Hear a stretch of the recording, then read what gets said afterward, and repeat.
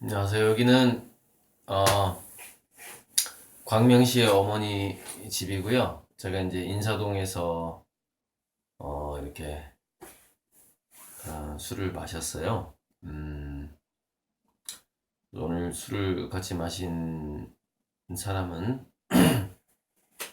뭐 너무 여러 명인데 아무튼 정호천이라는 인물, 그다음에 정영훈, 임채욱 이렇게 마셨는데 오늘 이제 여기에 올리고 싶은 이야기는 임채욱이라는 친구랑 했던 이야기들을 오늘 공유를 하고 싶은데요. 임채욱이라는 친구는 사진 작가인데 그 친구는 사진 작가라고 하지 말고 사진가라고 얘기해야 된다. 영어로는 뭐 포타그래퍼 발음이 어떻게 아무튼 그렇게 얘기하는데 이제 여러분이 우리 이제 임채욱 친구를 가장 좀 친근하게 느끼려면 이 가수 정태춘 어, 가수 정태춘의 이제 이 자켓 사진을 찍은 작가고요. 그다음에 이 효성그룹의 달력을 10년 동안 계약을 한 효성그룹의 달력은 당신이다. 이게 이제 이 사진을 한번 볼까요? 효성그룹하고 이제 한 10년 정도 이렇게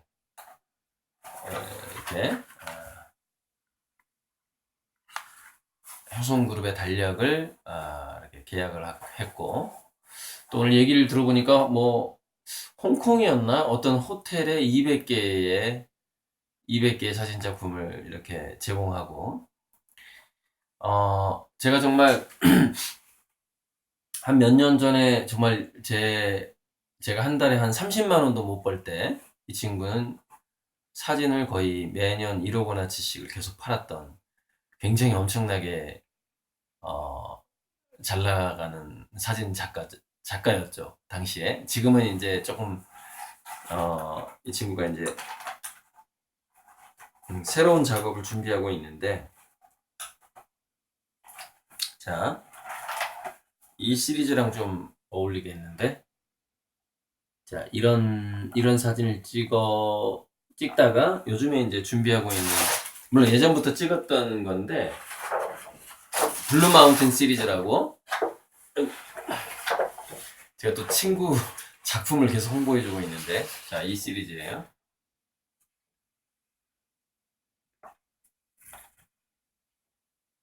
여기가 어디냐면 여기가 마이산, 그러니까 진안 마이산 왼쪽에 있는 산 능선이기 때문에 지금 현재 이 사진이 장수군, 진안군하고 장수군이 아마 좀 이렇게 합쳐져 있지 않을까 싶어요. 다 잡히나요? 지금 내가 지금 화면을 좀 뒤로, 예, 예. 진안군하고 장수군, 근데 이제 이 작품이 한 200만 원쯤 하는 건데 이제 우리는 작가끼리는 그게 되잖아요. 교환.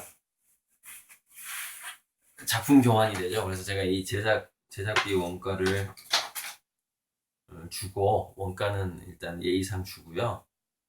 제 이 사은품 이번에 제작한 이,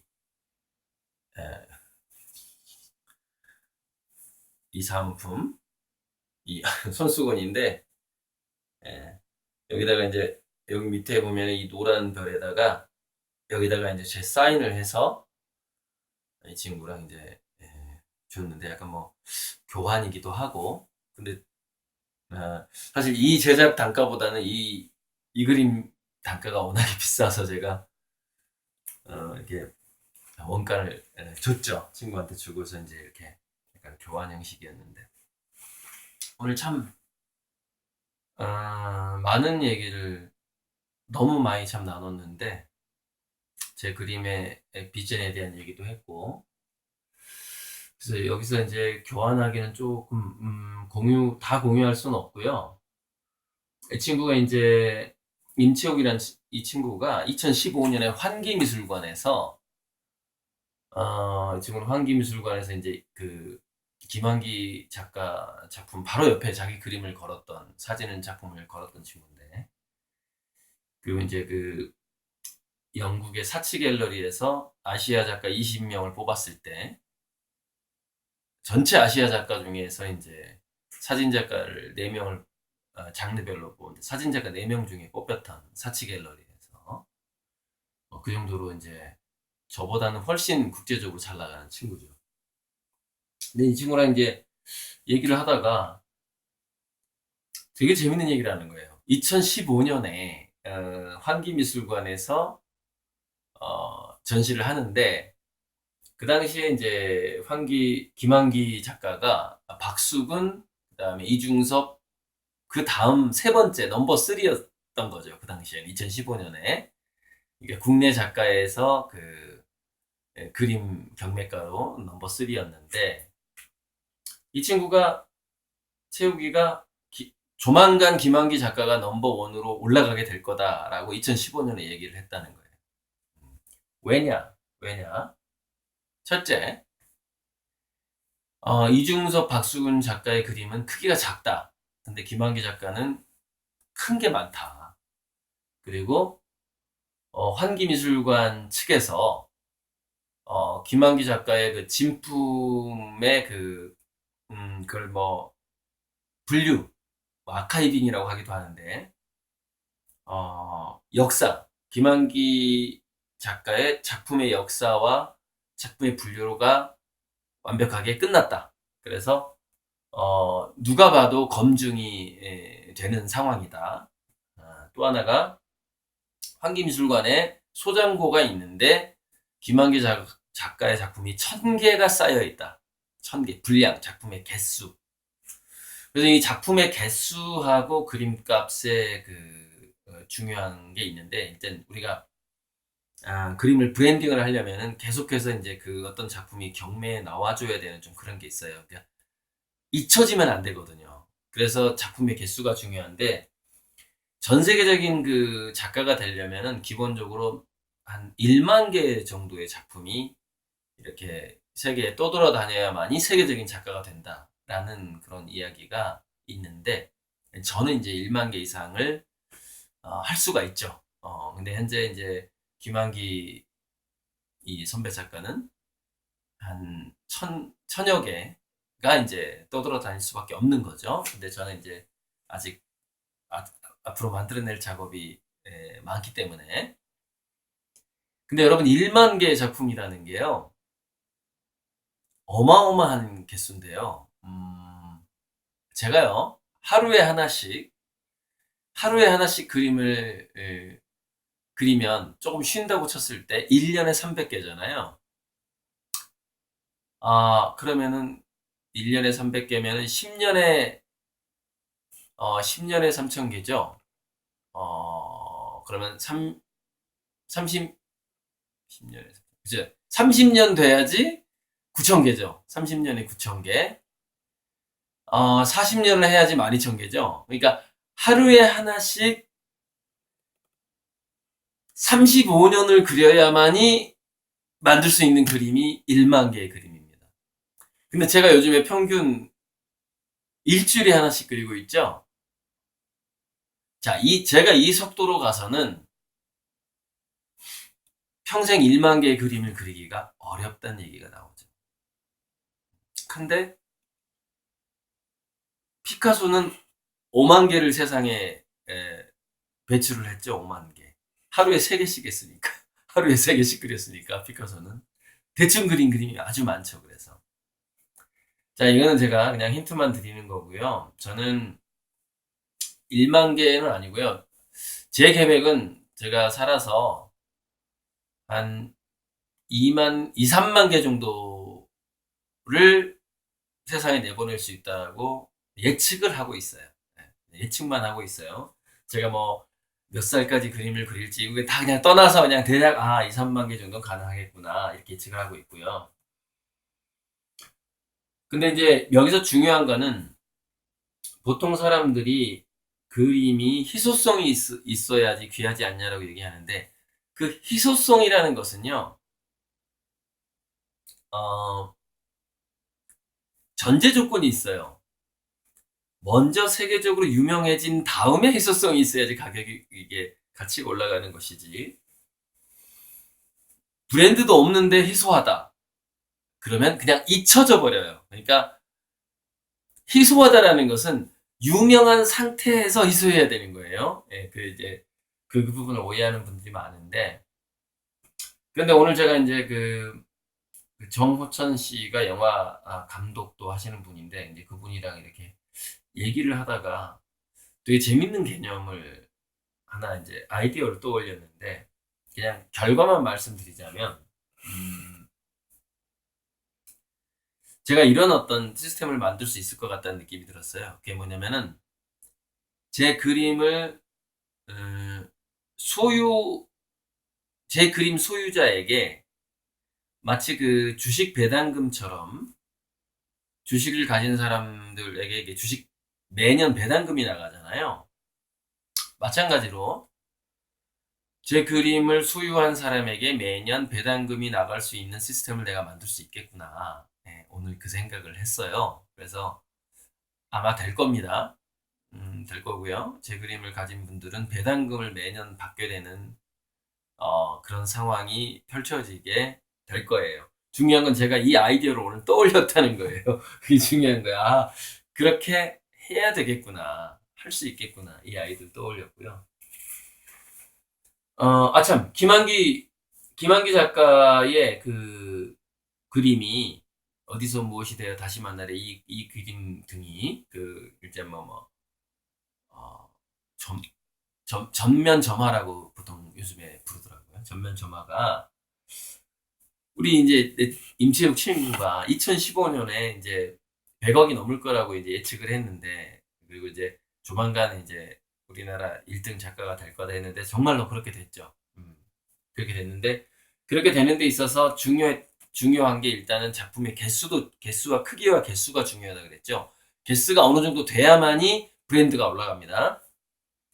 개수와 크기가 중요한데 이제 이 친구가 그때 이제 환기미술관에서 전시를 할 때 개수와 크기보다도 조금 더 중요하게 생각했던 게 뭐였냐면 김한기 작가가 캔버스에다가 그 전면 조마를 그리기 전에 에스키스 그러니까 뭐냐면은 습작이라고 그러죠. 습작. 본격적인 그림을 그리기 전에 습작을 많이 그린 것을 같이 전시했었다는 거예요. 2015년에 환기미술관에서. 그런데 그 습작을 김한기 작가가 어디에다 그렸느냐? 한지에다 그랬다는 겁니다. 한지에다. 그래서 아주 잘 번지는 한지에다가 습작을 그렸는데 한지에다가 이제 그 그림을 그리다 보니까 그 물감이 번지는 효과가 굉장히 잘 나왔던 거죠.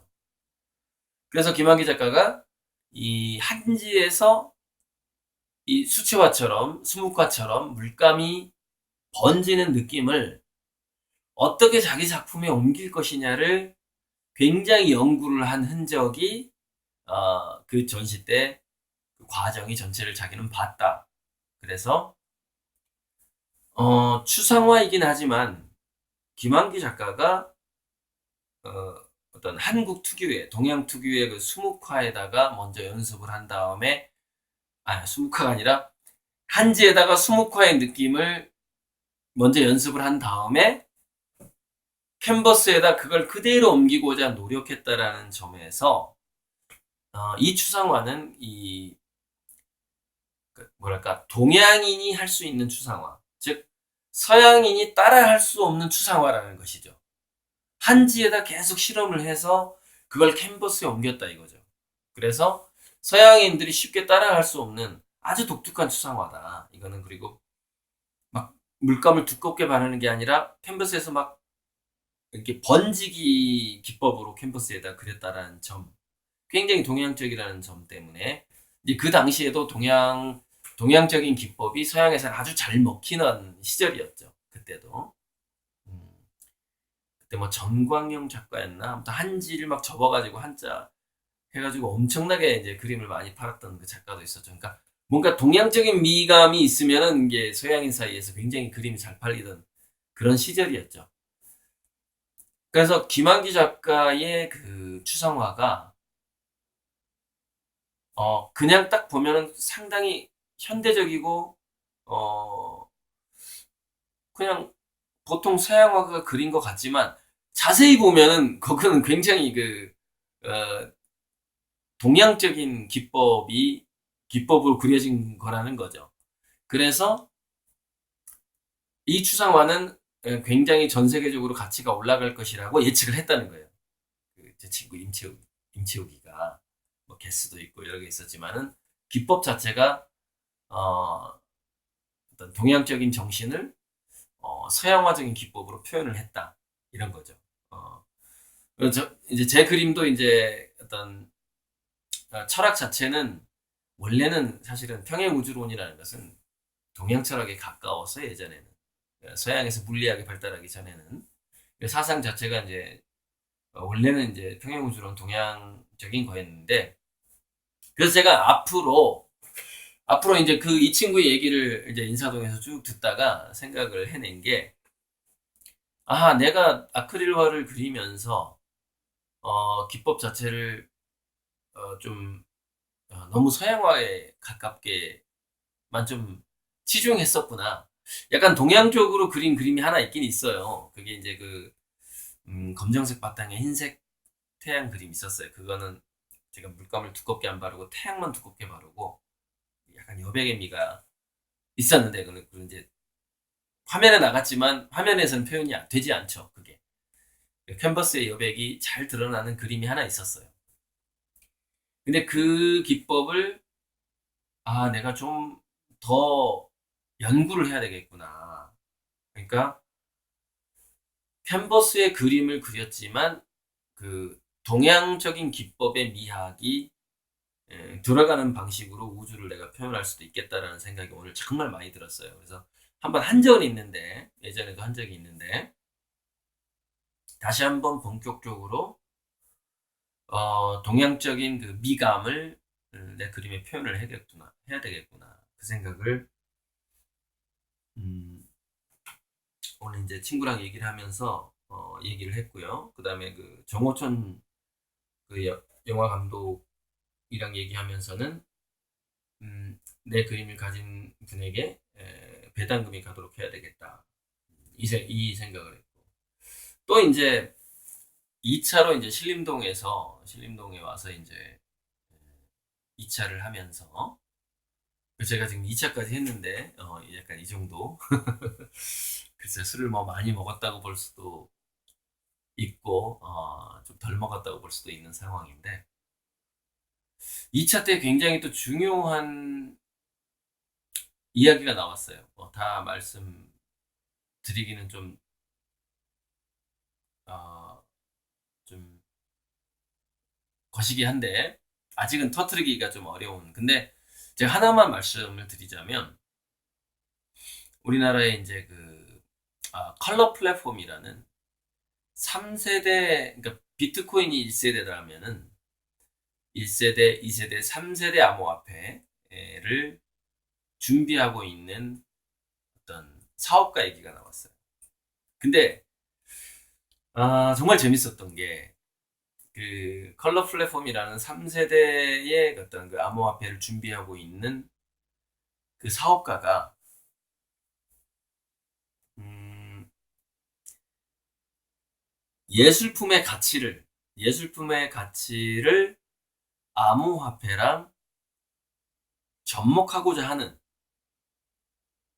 의도를 가지고 있다는 얘기를 하는 거예요, 친구가. 자세히 이해할 수는 없는데,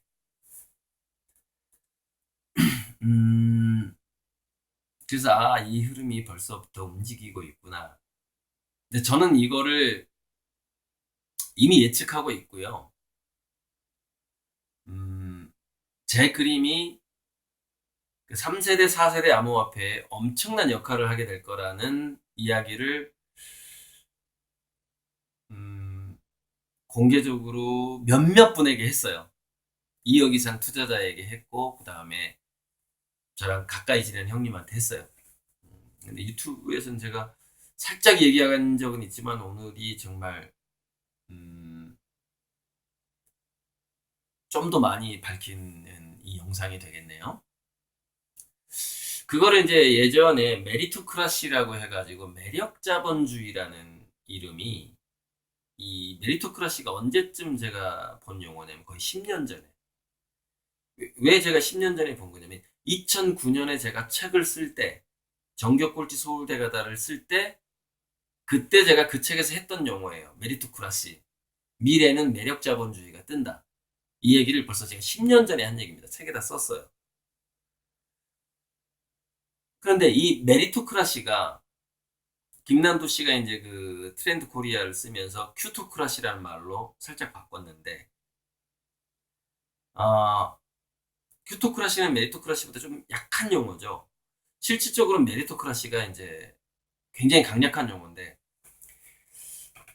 메리토크라시가 매력 자본이라는 것이, 매력 통화량, 매력 자본이라는 것이 저는 미래 자본이 될 거라는 좀 강력한 영감을 가지고 있어요.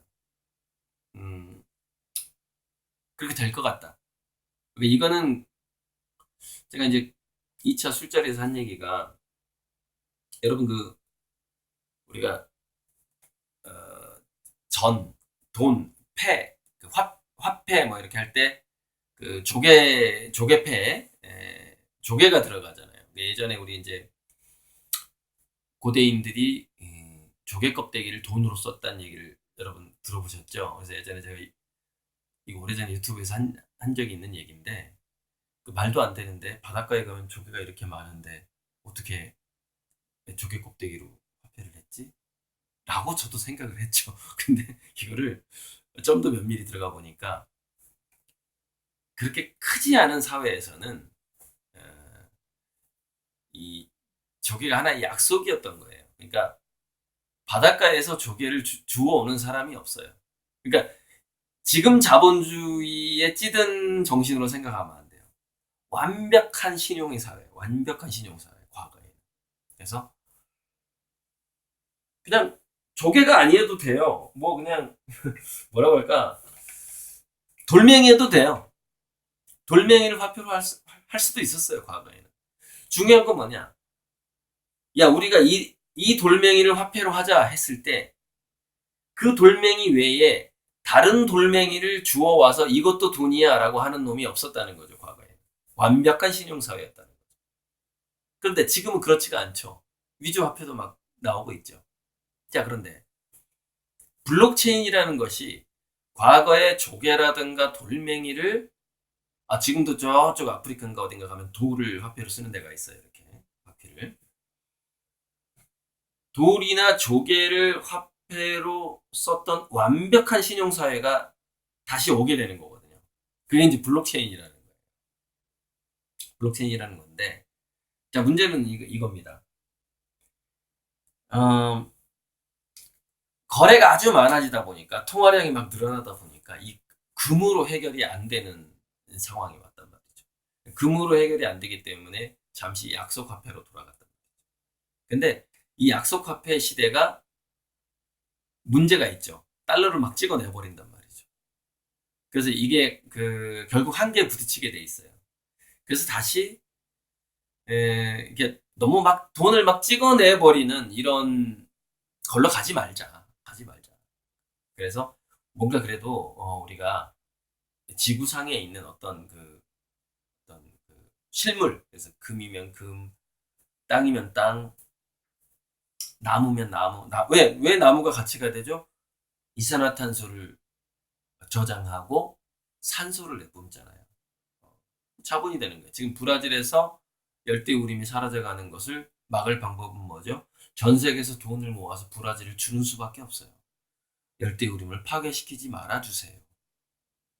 지금 현재로서는 지금 압축되는 방법이 지금 그 방법밖에 없다라는 결론이 제 결론인데, 그거는 뭐 아무리 논의를 해봐도 이게 브라질이라는 국가의 주권을 침해할 수가 없는 거예요. 개발을 하겠다는 주권을. 그럼 전 세계에서 돈을 모아서 열대우림을 파괴하지 말라고 주는 수밖에 없는 지금 그런 상황. 그러니까 나무도 무슨 얘기냐면 가치를 가지고 있는 거예요. 산소를 만들어내는 가치를 가지고 있어. 생물학적인 가치, 광물적인 가치가 있어요.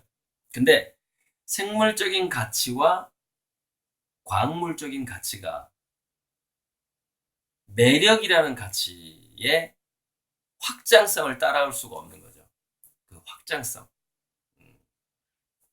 일종의 뭐랄까. 아무튼 가치라는 것은 우리가 내가 이걸 예쁜 꽃이라고 부르면 그냥 예쁜 꽃이 되듯이 이 인간의 굉장히 주관성에 의해서 그 가치가 확장될 수 있는 그게 바로 매력 자본이거든요. 어쨌건 그래서 뭐 이게 자세하게 말할 수는 없는데 우리가 라면이 300원일 때도 잘 살았고 라면이 요즘에는 한 3,500원 하잖아요. 라면이 3,500원일 때도 사 먹잖아요. 예. 그래서 중요한 거는 그러니까 어떤 그 기준점을 인류가 보편적으로 뭔가 어, 통화량에 어떤 기준이 필요한데 그 기준이 식물 자원이나 광물 자원이 되면은 오히려 더 문제가 좀 더 많아지는 게 있어요. 근데 여기서는 자세하게는 좀 나중에 얘기합시다. 그래서 매력 자본이 기준이 될 가능성이 높다라는 게 제 생각이고 그 매력 자본이 미래 통화량에 미래 크라시에 암호화폐를 크립토 크러시라고 그러잖아요. 그 미래 자본의 기준점이 매력 자본이 될 텐데 그 매력 자본의 중심에가 아마도 저는 예술 작품이 차지하게 될 거라는 생각을 갖고 있고 이제 그 생각에 대한 이야기를 이제 신림동에서 이제 그 친구랑 얘기를 했고 그 친구도 이제 IT 버블 때 이제 뭐 20억 이상 투자를 받았던 친구고 이렇게 정통부 제1회 홈페이지 대상을 받았던 친구의 임채욱이가 제가 96년도에 이제 대상을 받아서 중앙비엔날 대상을 받아서 2천만 원 상금이 들어왔을 때 그 중에서 약 600만 원을 투자해서 제가 맥킨토시 컴퓨터를 샀어요. 근데 이 친구가 이제 벤처 기업을 하겠다고 컴퓨터를 빌려달라는 거예요. 제가 그 컴퓨터를 빌려줬어요. 그리고 그 이후로 제가 제 컴퓨터를 만져보지를 못했습니다. 그냥 거의 뺏긴 거나 마찬가지인데 빌려주면서 그렇게 해서 이제 참 저랑 참 인연이 많은 친구인데 그래서 그 친구가 너가 IT 쪽에 벤처도 했던 애야. 그럼 내가 지금 메리토크라시를 얘기했어. 미래 자본이 돌아갈 때 미래의 어떤 기축통화가 메리토크라시로 갈 거라고 너 생각이 드느냐? 머릿속에서 시뮬레이션이 되느냐? 라고 물어봤어요. 근데 살짝 된대요. 근데 앞으로 이제 좀 더 점검을 한 다음에 저랑 이제 얘기를 하게 될 거고 그 컬러 플랫폼이라는 회사가 작은 회사가 아니에요. 그러니까 일종의 O2O 회사인데 압구정동에 1,500평의 O2O 플랫폼을 가지고 있어요. 오프라인으로 서울 압구정동에 작은 회사가 아니죠. 그래서 이제 한번 시뮬레이션 해보고 내가 그랬어요. 이런 생각을 가진 화가가 있다라는 것을 한번 그 친구한테 얘기를 해봐라. 그 컬러 플랫폼을 하고 있는 또 굉장히 인연이 있는 친구인데 한번 얘기를 해봐라. 그 친구 머릿속에서 또 이 미래에 대한 시뮬레이션인 어떤 시뮬레이션이 돌아가는지 한번 너가 한번 느껴봐라. 한번 대화를 나눠봐라. 저를 소개시켜달라고 하진 않았어요. 왜 그러냐면은 시스템과 플랫폼은요 흔해요. 흔해요. 뭐가 귀하냐면은 전 세계인이 이거 정말 매력적이네 라고 말할 만한 물건이 귀한 거예요. 메리토크라시의 핵심은 전 세계인들이 공통적으로 그것을 매력적이라고 느낄 수 있는 그 무엇, 만질 수 있는 그 무엇, 그것이 중요한 것이지, 그것을 기반으로 자본 어떤 통화량을 돌린다라는 그 시스템이라는 건 그것은 흔한 거예요. 시스템은 흔해요. 문제는 그 시스템의 어떤 중심 가치를 이루는 그 물건이 무엇인가? 그 물건을 누가 만들어낼 것인가? 그것이 귀한 것이죠. 여기까지만 얘기할게요. 어떤 좀 어수선한 이야기인데, 어수선한 이야기 속에서 제가 어떤 이야기를 하는지를 충분히 감을 잡으실 분은 잡으실 수 있을 겁니다만은 뭐 결론적으로 얘기하자면은 뭐 제 그림에 투자하라는 얘기입니다. 네, 이상입니다.